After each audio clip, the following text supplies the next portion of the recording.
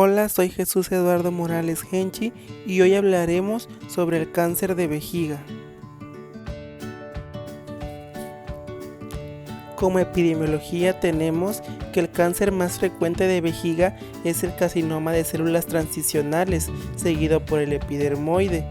Se estima que 104.400 casos de cáncer de vejiga se diagnosticaron en Europa en 2006, de los cuales 82.800 fueron en varones y 21.600 en mujeres. Esto representa 6.6% del total de cánceres en varones y 2.1% en las mujeres, con una relación varón-mujer de 3.810. En los varones el cáncer de vejiga va a ser el cuarto tipo de cáncer más frecuente y el cáncer de vejiga es 4.1 y 1.8% del total de muertes por cáncer en varones y en mujeres respectivamente. En el diagnóstico inicial el 70% de los casos se diagnostican como cáncer de vejiga no muscular invasor o también llamado superficial y casi 30% como enfermedad profunda o también llamado invasión muscular. Casi un tercio de los pacientes diagnosticados con cáncer de vejiga invasor van a presentar metástasis en el momento del tratamiento del tumor primario, mientras que 25% de quienes son sometidos a cistectomía radical se presenta con afectación ganglionar en el momento de la cirugía. En México el cáncer de vejiga va a ser la quinta neoplasia más frecuente en pacientes de 45 a 64 años de edad, que equivale a 7.7%. Y en la población de más de 65 años es la tercera neoplasia y se incrementa hasta 37%. Muchos de los factores etiológicos para el desarrollo de los tumores de vejiga son conocidos. Las aminas aromáticas fueron las primeras en ser reconocidas. Los grupos de riesgo incluyen a los trabajadores en las siguientes industrias: procesamiento de aluminio, pintura y fabricación de alquitrán. Otro factor de riesgo importante es el tabaco, que triplica el riesgo de cáncer de vejiga. El tabaquismo es el principal factor de riesgo bien establecido para el cáncer de vejiga, causando el 50-65% de los casos masculinos y 20-30% de los casos femeninos. La incidencia de cáncer de vejiga está directamente relacionada con la duración del hábito de fumar y el número de cigarrillos consumidos por día. El riesgo de cáncer de vejiga es también mayor en quienes empiezan a fumar a una edad joven o que están expuestos al humo ambiental del tabaco durante la infancia. La exposición ocupacional es el segundo factor de riesgo más importante para el cáncer de vejiga. Casos relacionados con el trabajo representan del 20 a 25% de las neoplasias vesicales en varias series. Las sustancias involucradas son derivados del benceno y arilaminas y es probable que se produzcan en las ocupaciones en las que se utilizan los colorantes, las gomas, las telas, pinturas, cueros y productos químicos. Esos agentes cancerígenos establecidos pueden ser inactivados por la vía metabólica de la acetilación. La presencia de un genotipo como el NAT2 de lenta acetilación se ha asociado con un mayor riesgo de cáncer de vejiga, lo que sugiere que los pacientes que son acetiladores lentos pueden ser más susceptibles al cáncer de vejiga que los acetiladores rápidos. Otro factor de riesgo es el uso de fenacetinas, que fue incluida en 1987 entre los carcinógenos humanos comprobados por la Agencia Internacional de Investigación sobre el Cáncer. Algunos estudios han sugerido que el riesgo de cáncer de vejiga debido a las fenacetinas es dependiente de la dosis. Sin embargo, los datos relativos a su metabolito paracetamol son controvertidos. Se ha reportado un aumento de las tasas de tumores vesicales después de tratamiento con radiación externa con riesgos relativos de 2 a 4. Otro factor de riesgo es la infección crónica del tracto urinario. Esto se ha visto relacionado con el cáncer de vejiga infiltrante, en particular con el carcinoma epidermoide. La esquistosomiasis vesical ha sido considerada como una causa definitiva de cáncer de vejiga, con un riesgo de 5 veces mayor, y la esquistosomiasis es la infección parasitaria más común después del paludismo. La ciclofosfamida, un agente alquilante usado para el tratamiento de las enfermedades linfoproliferativas y otras enfermedades no neoplásicas, se correlaciona con el desarrollo posterior del cáncer vesical infiltrante, con un periodo de latencia de 6 a 13 años Y la acroleína es un metabolito de la ciclosalsamida y va a ser responsable del aumento de la incidencia de cáncer de vejiga. Este efecto se produce independientemente de la asociación de la cistitis hemorrágica con el mismo tratamiento.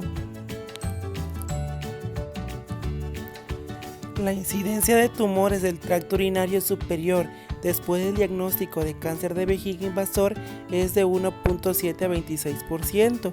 Sin embargo, en las superficies es muy raro. Un 46% de los tumores del tracto urinario superior y del tracto urinario inferior llegan a ser invasores. La incidencia global de desarrollo de cáncer de vejiga después del tratamiento del tracto urinario superior es de 15 a 50%. El cáncer de vejiga se presenta en los primeros 2 años después de un tumor del tracto urinario superior. En cuanto al cuadro clínico, la hematuria macroscópica o microscópica sin dolor va a ser un hallazgo frecuente. Algunos pacientes van a referir urgencia, disuria, aumento de la frecuencia y dolor pélvico, esto como síntomas de almacenamiento, y el dolor pélvico y todos los síntomas relacionados con la obstrucción del tracto urinario se encuentran en los tumores más avanzados.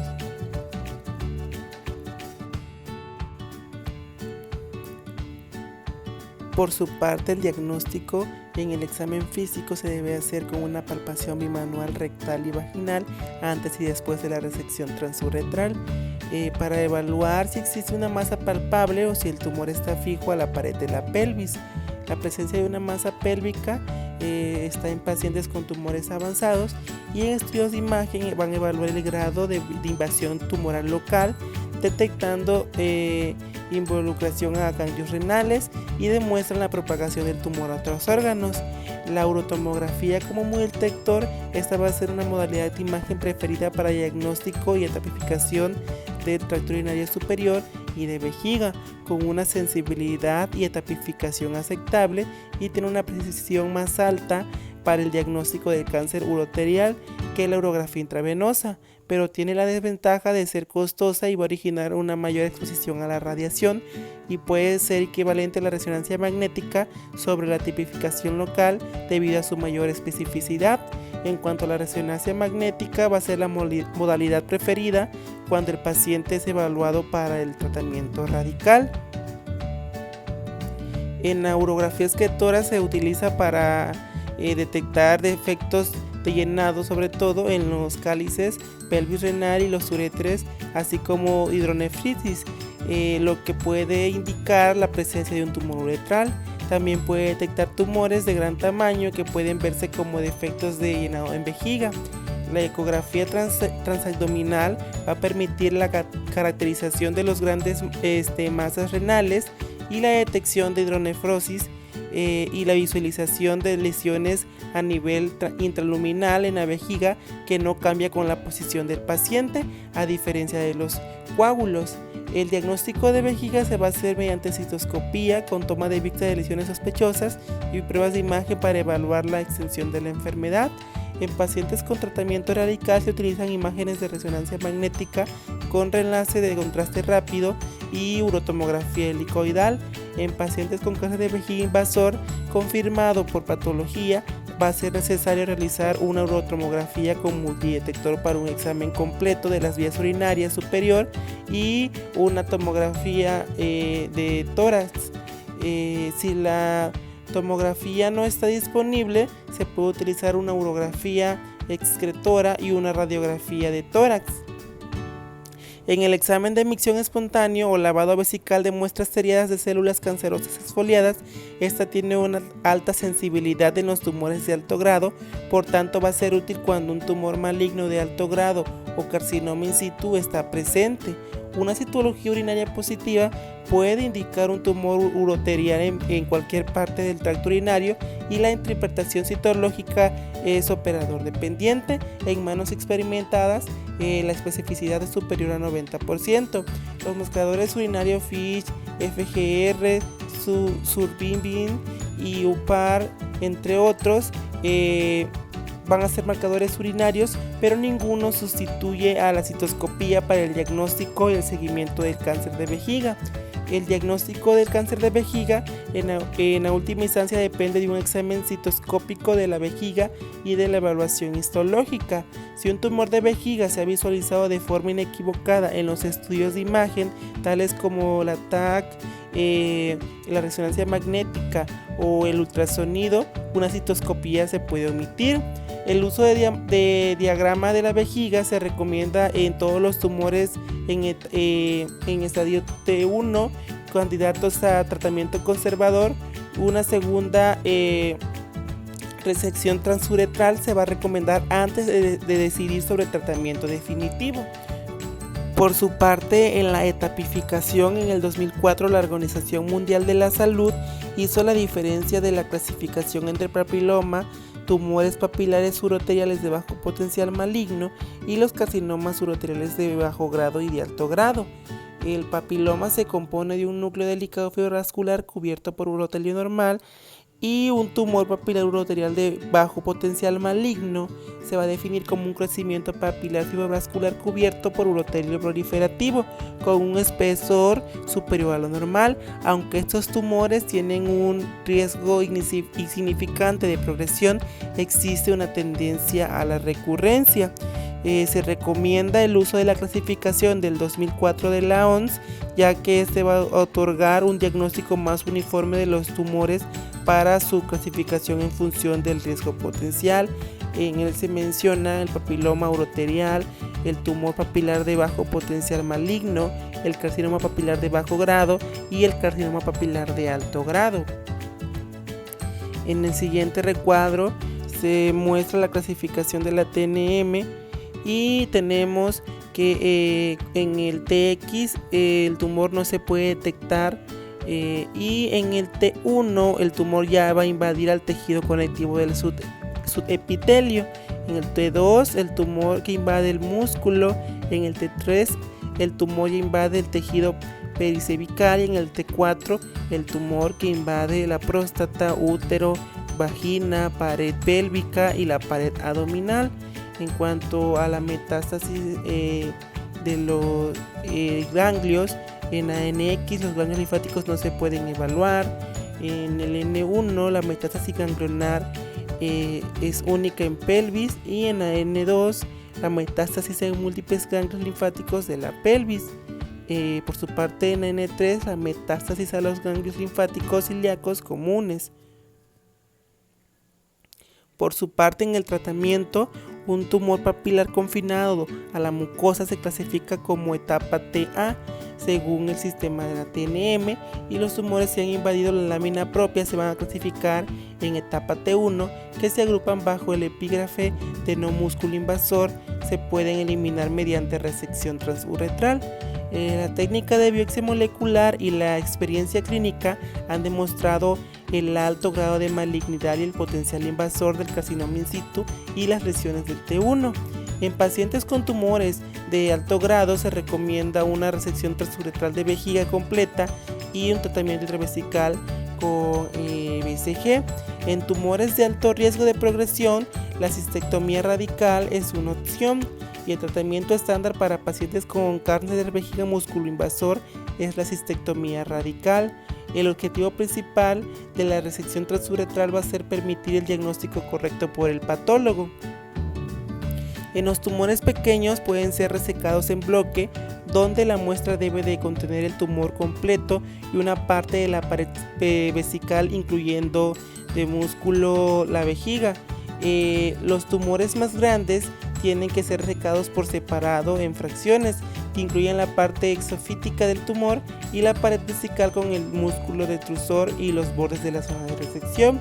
Por su parte, la quimioterapia neoadyuvante va a ser una opción en los casos de enfermedad más avanzada, aunque los resultados no han sido definitivos. La tolerabilidad de la quimioterapia se espera que sea mejor antes que después de la cistectomía. Y la cistectomía radical se va a recomendar en pacientes con cáncer de músculo invasor en etapas T2, T4, N0, NX y M0, en tumores superficiales de alto grado y recurrentes, en carcinoma in situ BCG resistente, en T1G3, así como con la enfermedad papilar extensa que no se puede resecar con resección transuretral y terapia intravesical sola. La cistectomía de rescate está bastante indicada para los pacientes que no responden a la terapia conservadora o para una intervención puramente paliativa, como por ejemplo en caso de la fístula, dolor o hematuria macroscópica recurrente. Después de la cistectomía van a existir varias modalidades de derivación urinaria, como la neovejiga ortotópica, la heterotópica, con mecanismo continente o no. La cistectomía radical va a incluir la extirpación de los ganglios linfáticos regionales, pero la extensión anatómica no ha sido suficiente definitiva. El ilion terminal y el colon son los segmentos intestinales de elección para la derivación urinaria, y el tipo de derivación urinaria no va a afectar los resultados oncológicos. La neovejiga ortotópica debe ofrecerse a los pacientes que no tienen tumor en la uretra y en el plano de la disección uretral. La resección transuretral y la radiación se utilizan para lograr el control local del tumor. En la quimioterapia sistémica se utilizan con mayor frecuencia metotrexano, ciprastino, 5-FU y gemcitabicina con radioterapia. La quimioterapia basada en ciprastino en combinación con radioterapia después de resección transuretral se traduce en una tasa de respuesta completa de 60-80%. Y la cistectomía precoz se va a recomendar en personas que no han logrado una respuesta completa después de la terapia combinada. Esto le va a permitir que cerca del 40-45% de los pacientes sobrevivan conservando la vejiga a los 4 a 5 años.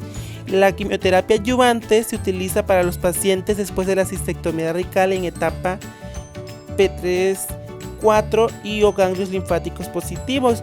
Sus beneficios son que esta se administra después de la etapificación patológica exacta y evita el tratamiento excesivo en pacientes con bajo riesgo de micrometástasis y el retraso en el tratamiento quirúrgico definitivo.